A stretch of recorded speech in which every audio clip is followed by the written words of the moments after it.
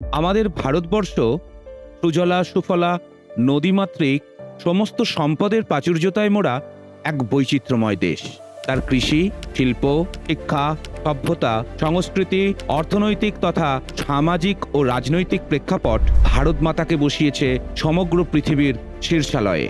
আর এই বর্তমান ভারতবর্ষের 28টি রাজ্যের আয়তনের দিক থেকে 13তম স্থানাধিকারী হল পশ্চিমবঙ্গ, যা 1947 সালে তৎকালীন ভাইসরয় লর্ড মাউন্টব্যাটেনের ডিভাইড অ্যান্ড রুল পরিকল্পনার মাধ্যমে বাংলাকে ধর্মীয় আঙ্গিকে ভাগ করার পর পূর্ববঙ্গ বা ইস্ট পাকিস্তান আলাদা হয়ে গিয়ে অবশিষ্টাংশটুকু পড়ে থাকা 78,000 বর্গ কিলোমিটার জুড়ে এবং 14টি জেলা নিয়ে গঠিত হয় সেই সময়ের পশ্চিমবঙ্গ, যা বর্তমানে 88,752 বর্গ কিলোমিটার অঞ্চল জুড়ে এবং 23টি জেলা নিয়ে আজকের আমাদের পশ্চিমবঙ্গ, যার সর্বোচ্চ উচ্চতা 3,636 মিটার এবং সর্বনিম্ন উচ্চতা 11 মিটার।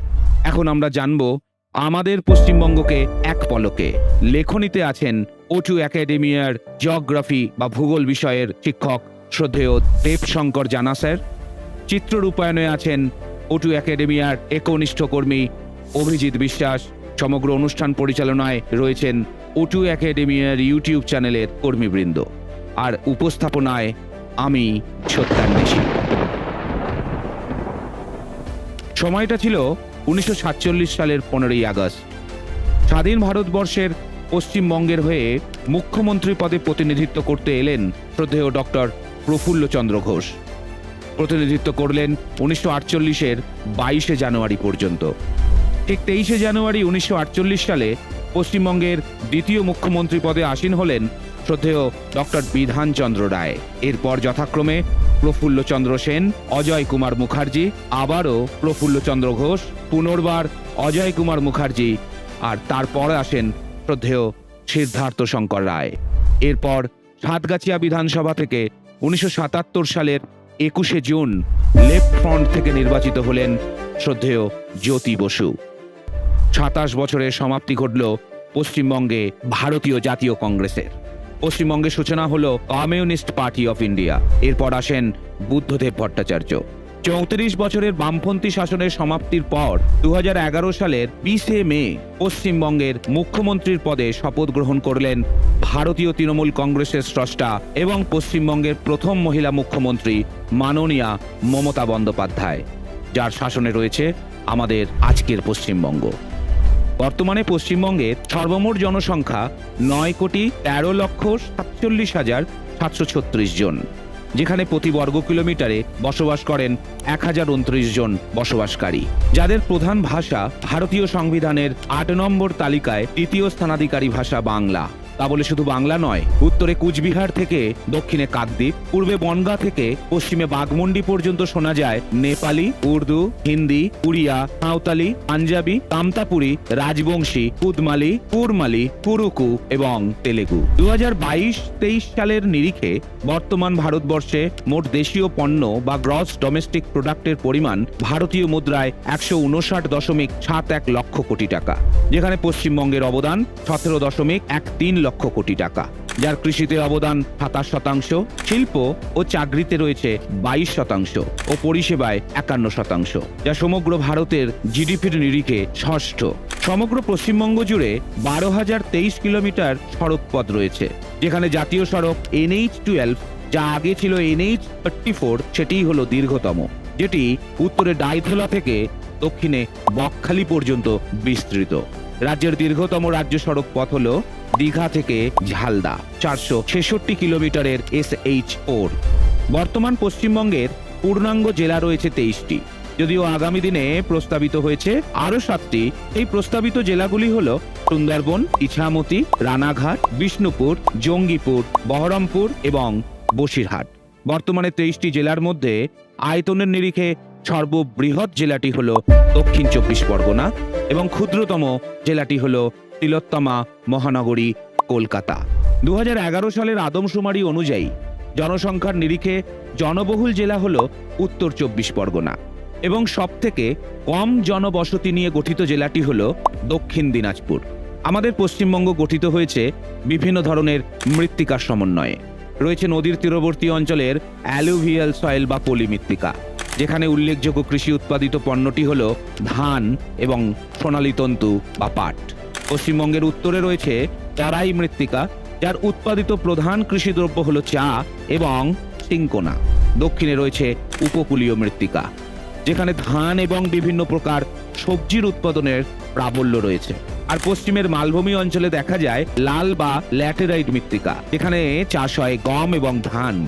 আমাদের পশ্চিমবঙ্গ সোনালী তন্তু বা পাট উৎপাদনে প্রথম স্থান অধিকার করে, যা প্রধানত এঁটেল বা দোআঁশ মৃত্তিকায় দেখা যায়। আমাদের রাজ্যে ধান প্রধানত 3টি ঋতুতে চাষ করা হয়, যেখানে গ্রীষ্ম ঋতুতে হয় আউশ ধান, বর্ষায় হয় আমন ধান এবং শীতে হয় বোরো ধান। যদিও পশ্চিমবঙ্গে বাণিজ্যিক শস্যের থেকে খাদ্য শস্যের প্রাধান্যই বেশি। তবে পশ্চিমবঙ্গ সমৃদ্ধি লাভ করে 1855 সালে দার্জিলিং এ শুরু হওয়া চা উৎপাদনের মাধ্যমে, যা সমগ্র পৃথিবীব্যাপী শুধুই আলোড়ন সৃষ্টি করেনি, পশ্চিমবঙ্গকে চা উৎপাদনে ভারতের মধ্যে নিয়ে এসেছে দ্বিতীয় স্থানে। পশ্চিমবঙ্গের উপর দিয়ে 520 কিলোমিটারের পথ অতিক্রম করে প্রবাহিত হয়েছে পশ্চিমবঙ্গের প্রধান নদী গঙ্গা, যা আমাদের বঙ্গে বলা হয় ভাগীরথী এবং হুগলি নামে। এটি প্রবেশ করেছে দক্ষিণ পশ্চিম মালদা জেলা দিয়ে এবং মুর্শিদাবাদের ধুলিয়ানের কাছে এটি 2টি ভাগে বিভক্ত হয়ে পদ্মা নামে একটি ভাগ বাংলাদেশে আর অপর ভাগটি ভাগীরথী এবং নবদ্বীপের পর হুগলি নাম নিয়ে বঙ্গোপসাগরে পতিত হয়। পশ্চিমবঙ্গের পশ্চিমের মালভূমি অঞ্চলের প্রধান নদীসমূহগুলির মধ্যে উল্লেখযোগ্য হল ময়ূরাক্ষী, অজয় এবং দামোদর। এই দামোদর নদীকে বলা হতো একসময়ে পশ্চিমবঙ্গের দুঃখ নদী, কিন্তু বর্তমানে দামোদর নদী উপত্যকা পরিকল্পনা শুধুই পশ্চিমবঙ্গের বন্যা প্রতিরোধ করেনি, তার সঙ্গে জলবিদ্যুৎ উৎপাদন এবং জলসেচের দ্বারা কৃষিজ উৎপাদনকেও ত্বরান্বিত করেছে। আর এই দামোদর নদী উপত্যকা পরিকল্পনার মাধ্যমে সৃষ্টি হয়েছে দামোদর ভ্যালি কর্পোরেশনের। পশ্চিমবঙ্গের উত্তরের নদীগুলির মধ্যে উল্লেখযোগ্য তিস্তা, জলঢাকা, তোরসা, শঙ্খোষ এবং রায়ডাক। অন্যতম এই রায়ডাক নদী পশ্চিমবঙ্গের পূর্বের নদী হিসেবে পরিচিত, যা আসাম এবং পশ্চিমবঙ্গকে পৃথক করেছে। ভারতের বৃহত্তম রামসার সাইট সুন্দরবন অঞ্চলের কিছু উল্লেখযোগ্য নদীগুলির মধ্যে রয়েছে মাতলা, গোসাবা, বিদ্যাধরী, রায়মঙ্গল। এদের মধ্যে মাতলা নদীকে বলা হয় সুন্দরবনের দুঃখ। পশ্চিমবঙ্গের জল পরিবহন ব্যবস্থাটি জাতীয় জল পরিবহনের অন্তর্গত, যা ফারাক্কা থেকে হলদিয়া পর্যন্ত বিস্তৃত, যার সর্বমোট দৈর্ঘ্য 560 কিলোমিটার। আর এই জল পরিবহনটি ভাগীরথী ও হুগলি নদীর উপর অবস্থিত। কলকাতায় অবস্থিত নেতাজি সুভাষচন্দ্র বোস ইন্টারন্যাশনাল এয়ারপোর্ট, শিলিগুড়ির বাগডোগরা ইন্টারন্যাশনাল এয়ারপোর্ট, আসানসোলের কাজী নজরুল ইসলাম এয়ারপোর্ট, বালুরঘাটের বালুরঘাট এয়ারপোর্ট, মালদা এয়ারপোর্ট এবং কিছু ব্যক্তিগত বিমানবন্দরগুলির মধ্যে আসানসোলের বানপুর এয়ারপোর্ট, দুর্গাপুরের টিএসপি এয়ারপোর্ট রাজ্যকে বায়ু পরিবহনের সাথে সংযোগ স্থাপন করে সারা বিশ্বের সাথে। জলবিদ্যুৎ উৎপাদনের সাথে তাপবিদ্যুৎ উৎপাদনেও উল্লেখযোগ্য ভূমিকা গ্রহণ করেছে আমাদের পশ্চিমবঙ্গ। তাপবিদ্যুৎ কেন্দ্রগুলির মধ্যে পূর্ব মেদিনীপুরের কোলাঘাট, বীরভূমের বক্রেশ্বর, মুর্শিদাবাদের সাগরদিঘি, পুরুলিয়ার সাঁওতালদিঘি তাপবিদ্যুৎ উৎপাদন করে পশ্চিমবঙ্গকে পরিপূর্ণ করেছে। দার্জিলিং এর সিঙ্গলীলা জাতীয় উদ্যান, কালিম্পং এর নেওড়াভ্যালি জাতীয় উদ্যান, আলিপুরদুয়ারের জলদাপাড়া ও বক্সা জাতীয় উদ্যান, জলপাইগুড়ির গরুমারা জাতীয় উদ্যান এবং দক্ষিণ 24 পরগনার সুন্দরবন জাতীয় উদ্যান, এগুলি পশ্চিমবঙ্গ তথা সমগ্র ভারতবর্ষ তথা বিশ্বের কাছে দর্শনীয় স্থান। আর পশ্চিমবঙ্গের সাদাবুক মাছরাঙা বা ধলাগলা মাছরাঙা হলো রাজ্যের জাতীয় পাখি। ছাদে অপূর্ব রুই মাছ হলো রাজ্যের জাতীয় মাছ। কমলা সাদায় গঠিত শরৎকালীন শিউলি বা শেফালি ফুল হলো পশ্চিমবঙ্গের জাতীয় ফুল। আর বঙ্গের প্রতিটি মানুষের কাছে রসনাতৃপ্ত ফল আম হলো বঙ্গের জাতীয় ফল। অবলুপ্তির পথে হেঁটে যাওয়া মেছো বিড়াল বা ফিশিং ক্যাট হলো বঙ্গের জাতীয় স্তন্যপ্রায়ী প্রাণী।